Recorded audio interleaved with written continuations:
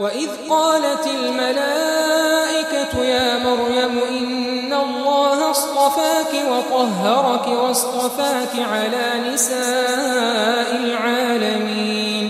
يا مريم اقنتي لربك واسجدي واركعي مع الراكعين ذلك من أنباء الغيب نوحيه إليك وما كنت لديهم إذ يلقون أقلامهم أيهم يكفل مريم وما كنت لديهم إذ يختصمون إذ قالت الملائكة يا مريم إن الله يبشرك بكلمة منه اسمه المسيح عيسى ابن مريم وجيها في الدنيا والآخرة ومن المقربين ويكلم الناس في المهد وكهلا ومن الصالحين قالت رب أنى يكون لي ولد ولم يمسسني بشر قال كذلك الله يخلق ما يشاء إذا قضى أمرا فإنما يقول له كن فيكون ويعلمه الكتاب والحكمة والتوراة والإنجيل ورسولا إلى بني إسرائيل أني قد جئتكم بآية من ربكم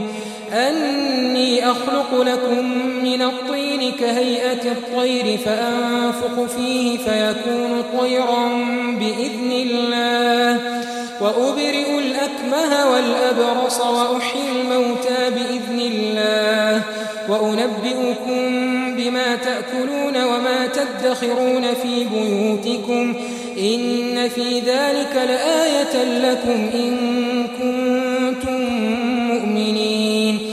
ومصدقا لما بين يدي من التوراة ولأحل لكم بعض الذي حرم عليكم وجئتكم بآية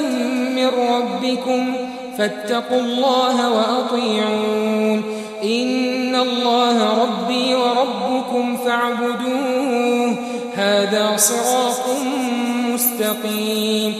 فلما أحس عيسى منهم الكفر قال من أنصاري إلى الله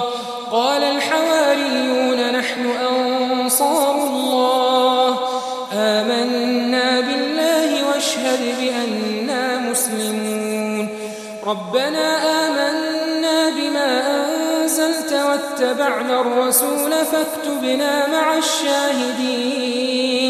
ومكروا ومكر الله والله خير